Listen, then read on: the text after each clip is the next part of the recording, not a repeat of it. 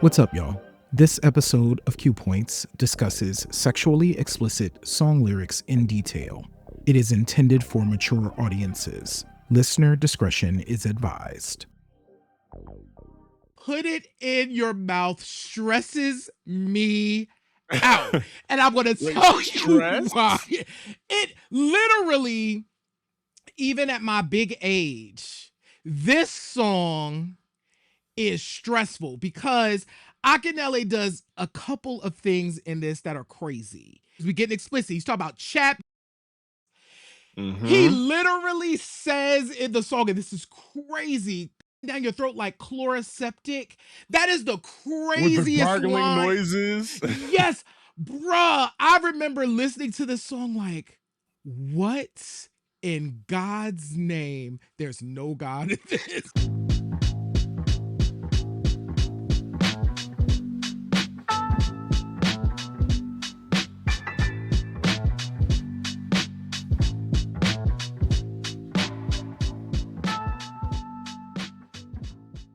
Greetings and welcome to another episode of Q Points Podcast. I am DJ Sir Daniel.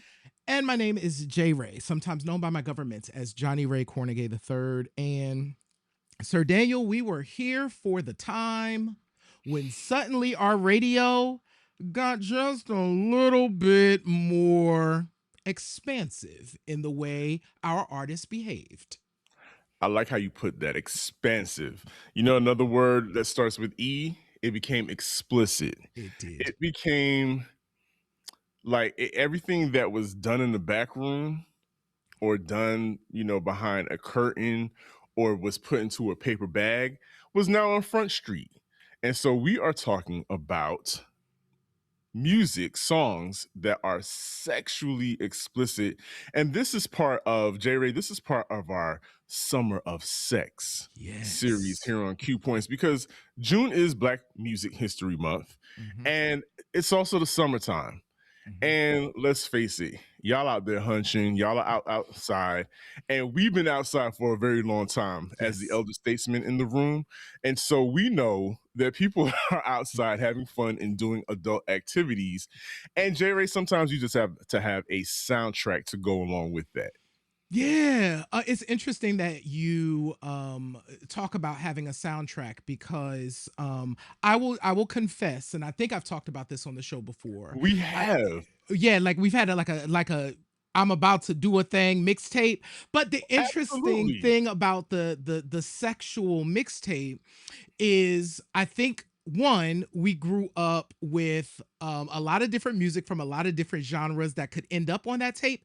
And you ended up with songs on that tape that we learned later as adults were sexually explicit and fit really well into the canon.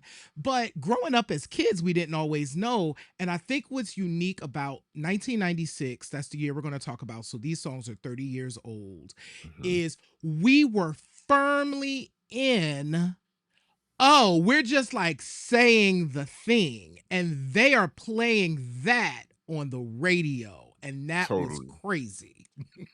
And sexual topics, sexual content in rap music has been around for a minute. 96 wasn't the beginning. At all. Jerry, do you remember what the acronym Adidas stood for?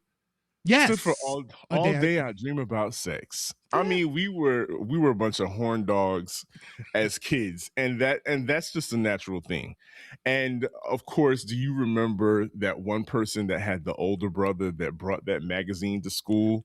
But so get back to the music.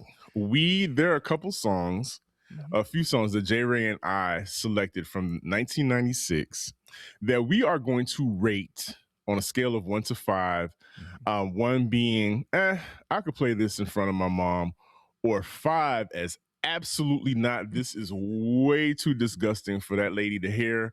As a matter of fact, I'm gonna start blushing if I listen to it in front of her. Yes. Now, Sir Daniel, so this is you know what? This will come up in conversation because, like, all of these songs that we're about to talk about in some way, shape, or form, remix or otherwise, did show up on our radio dials. So I feel like we should just kind of jump into The song, and let me tell you, why am I starting here?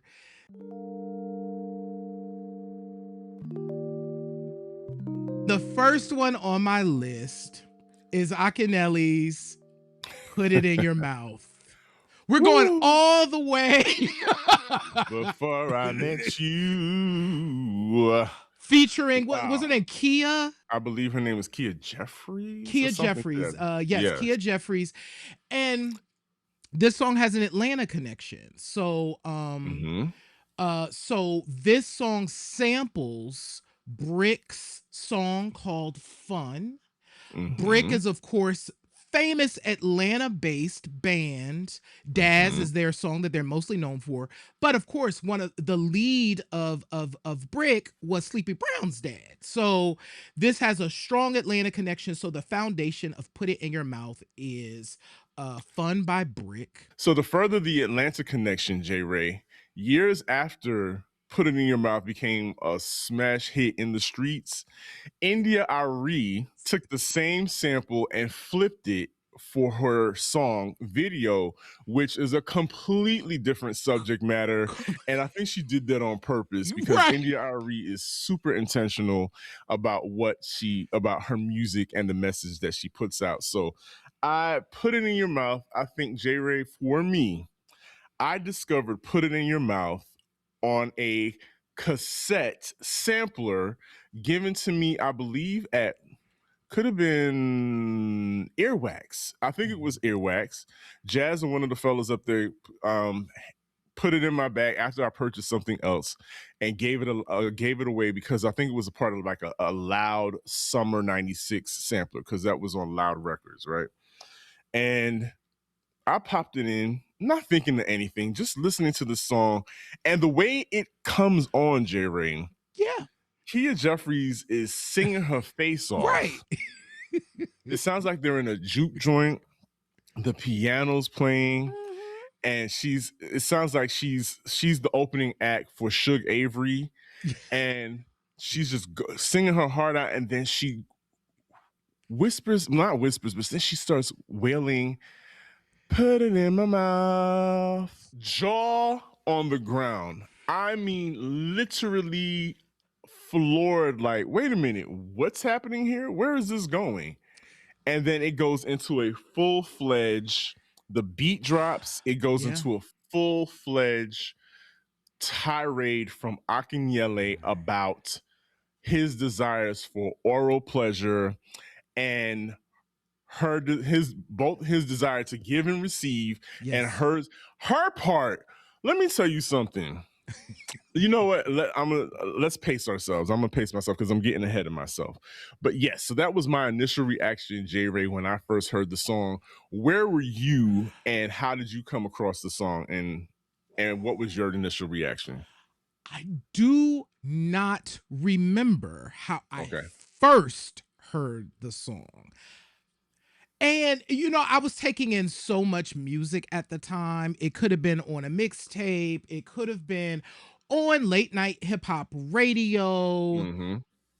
But I must say, of all of the songs that we're going to discuss today, Put It in Your Mouth stresses me out. And I'm going to tell you why.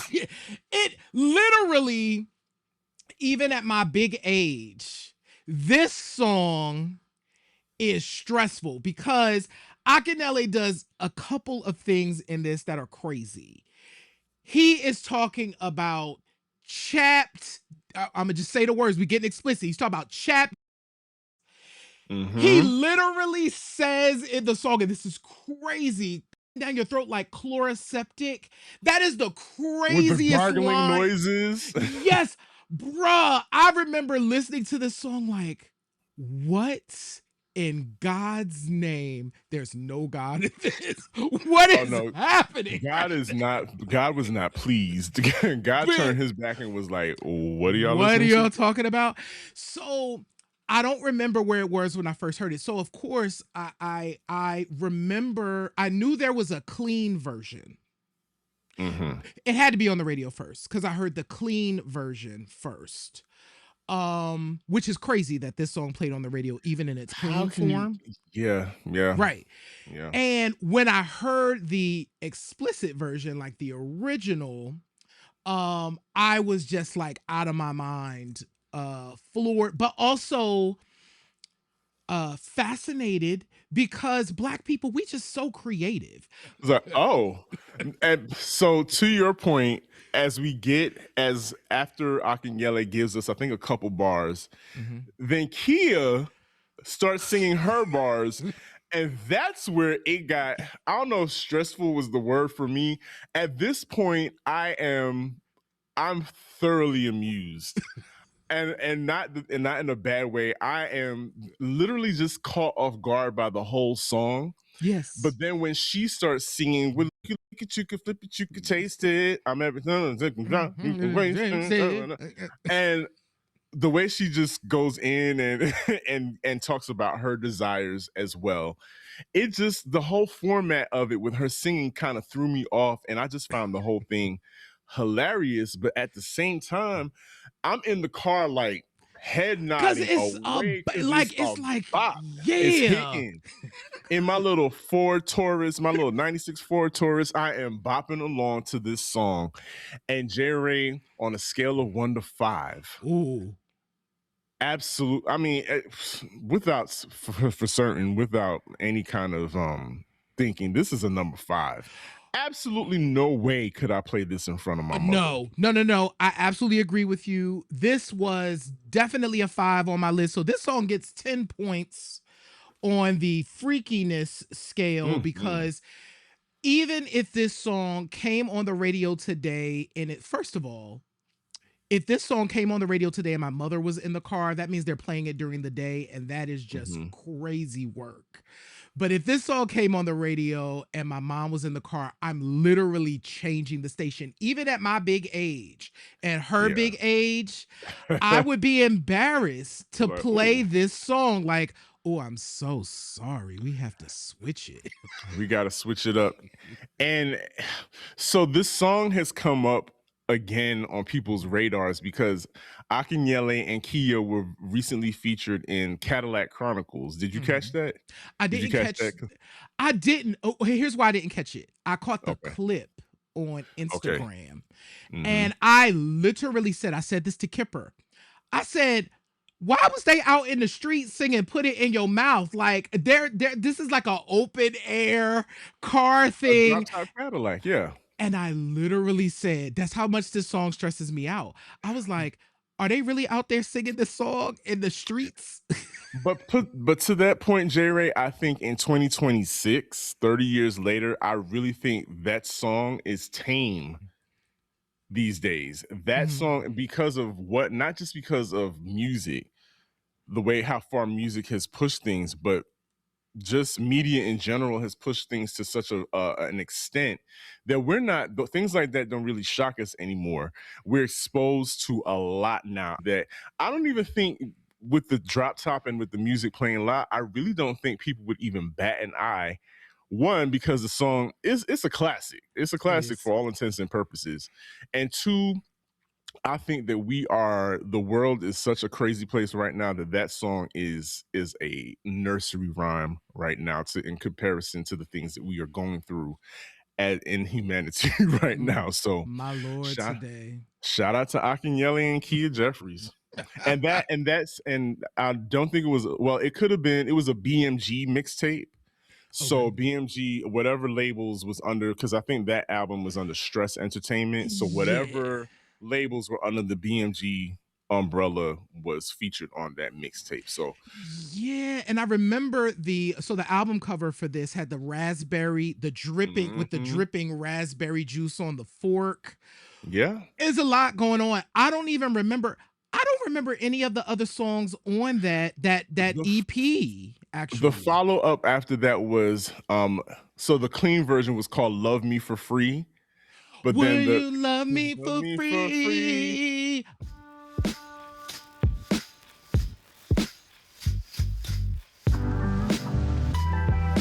So next on my list in front of me is "Doin It" by LL Cool J.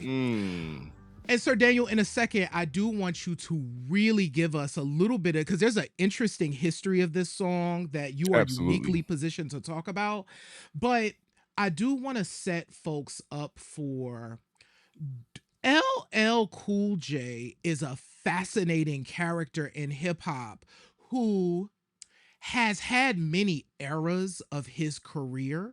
So there's like 80s rap battle Mm-hmm. LL, there's like early 90s pop culture phenomenon LL, and then there's like mid 90s ladies man LL, and this is in mid 90s ladies man LL era.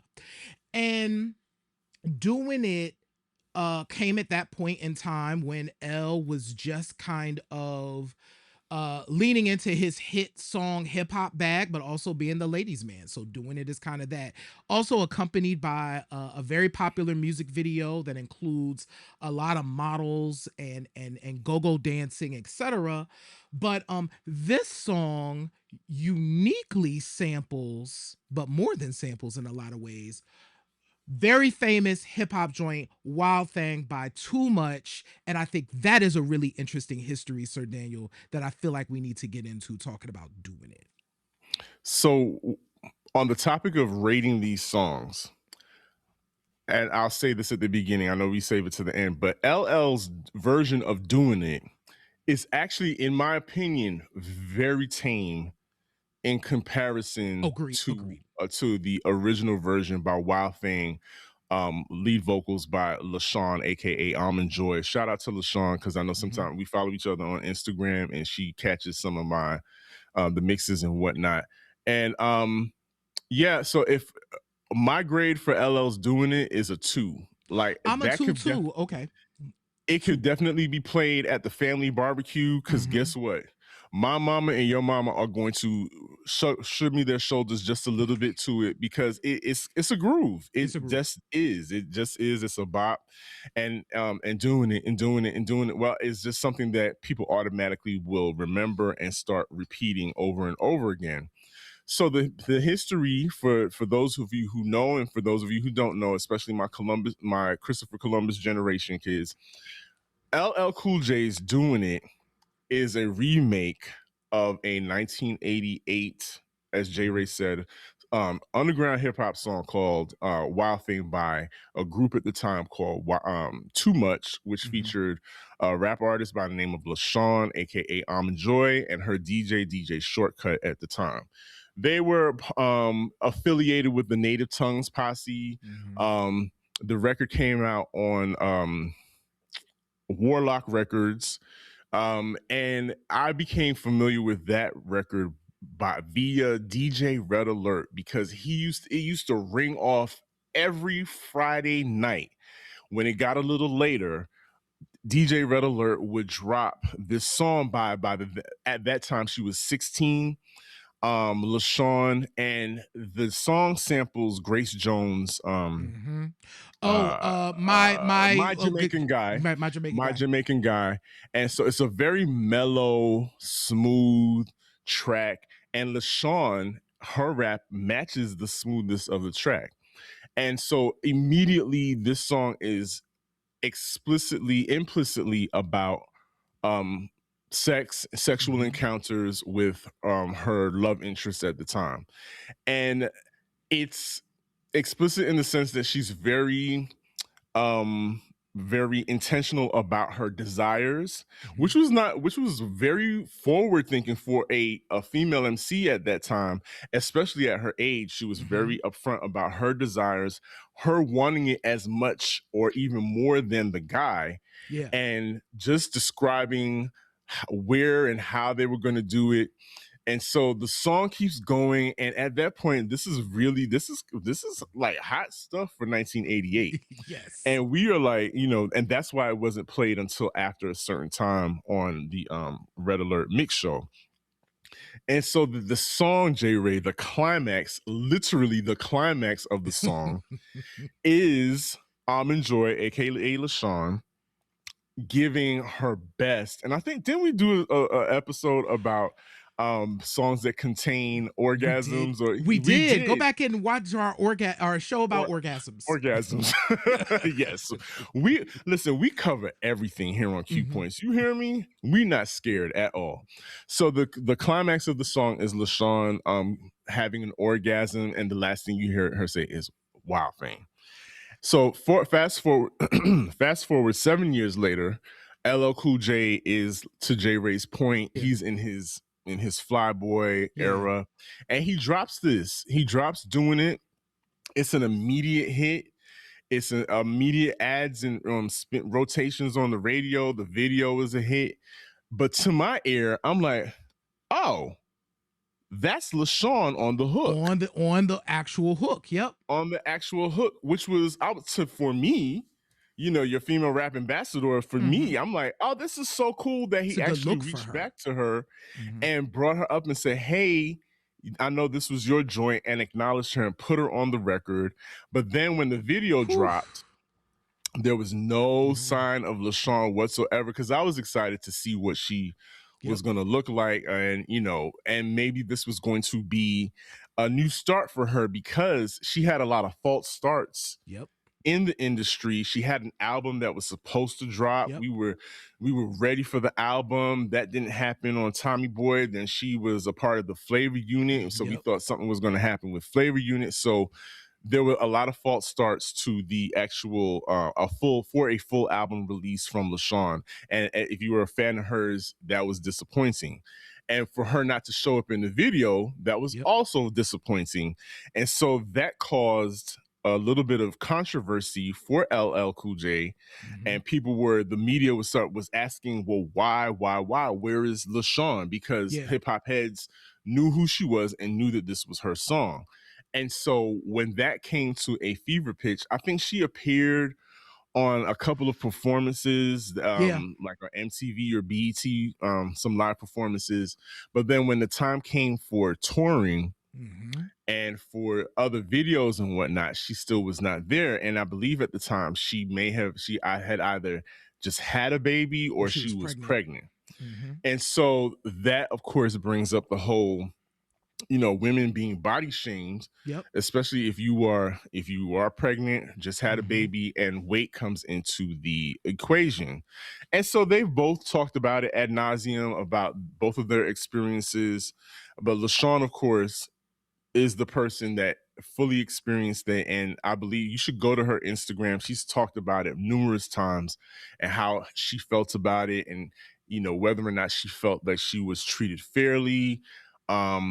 And yeah, I think you should. She definitely deserves that recognition for setting that song off, because without her, all of y'all know her voice on LL's Doing It. All of you know her verse. And so I just think that was a very important time in history for female rappers, and for that was pre-Lizzo. And people being concerned about body shaming and accepting body acceptance. So she was leading the way and being a trailblazer from the very beginning. So shout out to LeShaun for making our number 2 song on this list. Even though the LL version is quite tame. I mean, Very you much so. put Doing It up against Put It in Your Mouth. Please, you could play that at somebody's baby shower. Exactly. You could play that at the church function next time. Yeah. Doing It is one of those songs. I grade these songs by, like, would it play on like daytime radio? I hear Doing It all the time. So and my mom wouldn't care about Doing It, but I would play the song. I could leave the radio on and I would be bopping to Doing It, and she would just be like, sure. I would not be embarrassed. So we rate that a 4. So right now, Put It in Your Mouth is still number 1, because that was like a straight 10 for me and Sir Daniel. The last song, and we'll talk about, we have some other ones we'll add in ourselves, but our last official song that we wanted to talk about is a song that we talk about a lot, but we also talk about the remix of this song, and that is the original version of Lil Kim's Not Tonight, which was produced by Jermaine Dupri, who is on the song weirdly. And Sir Daniel, I think this is like Right. I think a thing that we do is we think Jermaine Dupri is saying JD, y'all, because that's what he always said, but that's not what he's saying. He's saying It's JM, JM y'all, which is as his name too. He's Jermaine Dupri Malden, but he's saying JM on this song, which is very interesting because, of course, we know him as JD. But produced by Jermaine Dupri, samples George Benson's "Take Your Love," turn your turn your love love around. around. I had to sing it.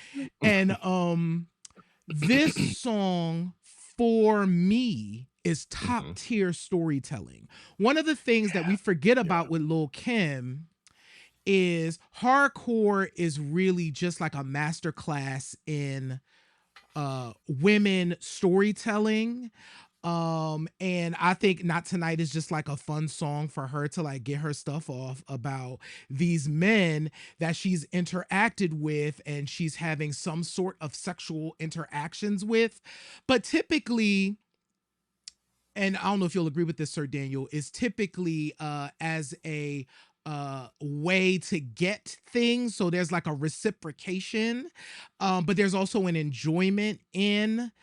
So these men are kind of giving her money or giving her things, and she's giving them or whatever else, right? But it's just kind of the story within Not Tonight. And yeah, it's a joint that we don't talk about, at least the original version, because we talk about the remix Ladies Night all the time. So All the time. And again, shout out to the Christopher Columbus generation for make this song again has become this version of the song has become popular again because of social media, because of a TikTok dance that a young man has put together who's also upset with Lil Kim because he hasn't been recognized by her for creating this dance. But that's a whole nother story. right. You know. But so yeah, so Not Tonight, the original version. I didn't even think about that, but yes, he was saying, I believe he was saying JM because for Junior Mafia. Oh, that makes more Yeah. He was sense. saying JM, Junior y'all, at Mafia. Junior Okay. Mafia.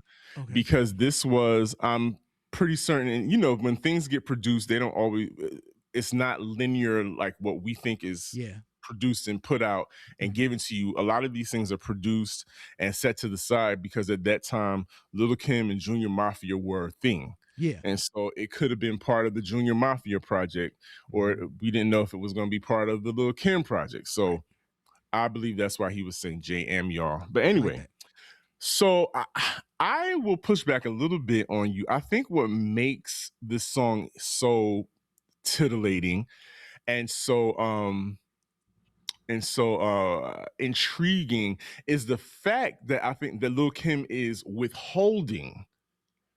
Even though the whole hook of the song Yeah. is I don't want Tonight, eat my because and I have a very funny theory about that hook.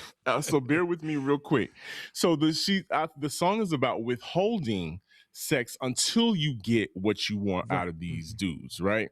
Because my favorite lyric is, "Could he come over right fast and fuck my pretty?" I know we're gonna have to beat the hell out of this Yeah. episode, but could he come over right fast and fuck my pretty ass? I'll pass the was trash. If sex was record sales, you would be double glass. That I think that was one of the hottest lines on that song because it clearly spelled out like, yo, you really this is the ladies of the 90s, especially the late 90s, have a clear concept of what it means to be a woman and how to navigate these relationships with men that clearly just want sex. Well, if you just want sex out of me, let's make this transactional. I need money. I need, you're a drug dealer out here. I know you got it. So you need to spend a little dough in order to have a good time.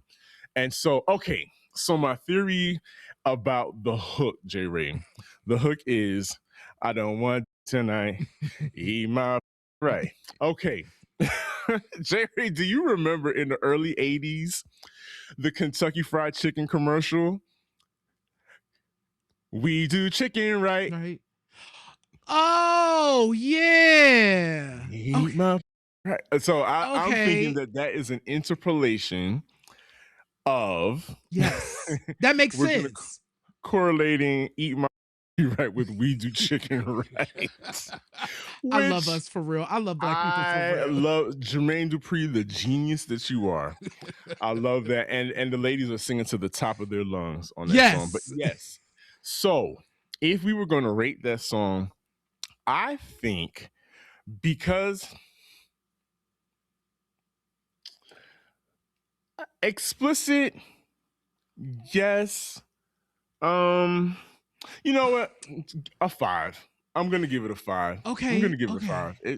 I was thinking it's not as bad, and I don't want to use the word bad, but it's not on the level of, it's not raunchy, but kind of. Put It in Your Mouth is raunchy on steroids. Yeah. Not Tonight is, the moral of the story is this. You mean sticking this? You mean sticking this? It's still explicit about sexual acts, but that little sliver of raunch isn't there, if that makes sense. Does that make sense? It does make sense. I think so. I would rate this one a 4.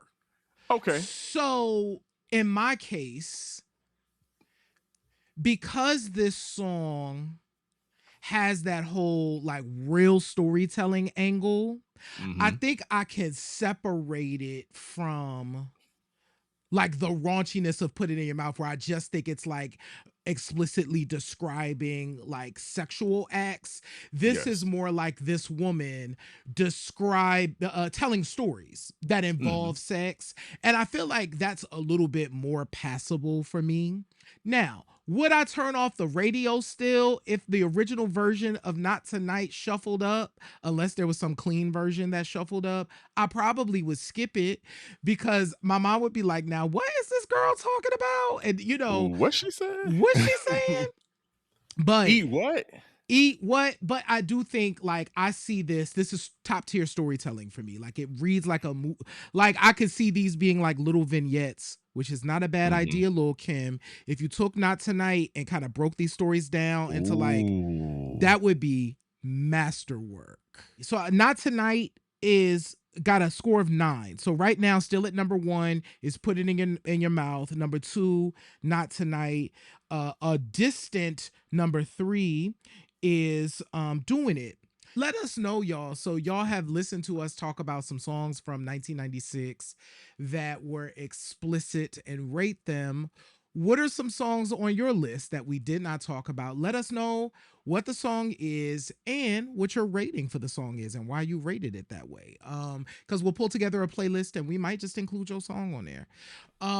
But we appreciate y'all tuning into Q Points and always supporting us. If you could see our faces and hear our voices, go ahead and hit the subscribe button. We would appreciate it.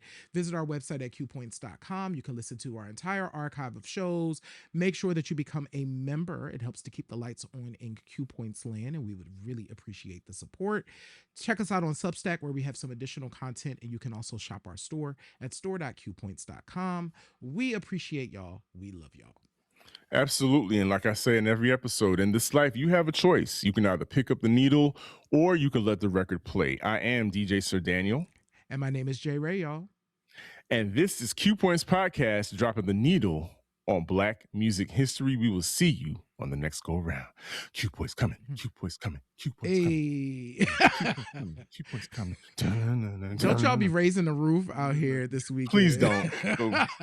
Don't do that. Peace, y'all.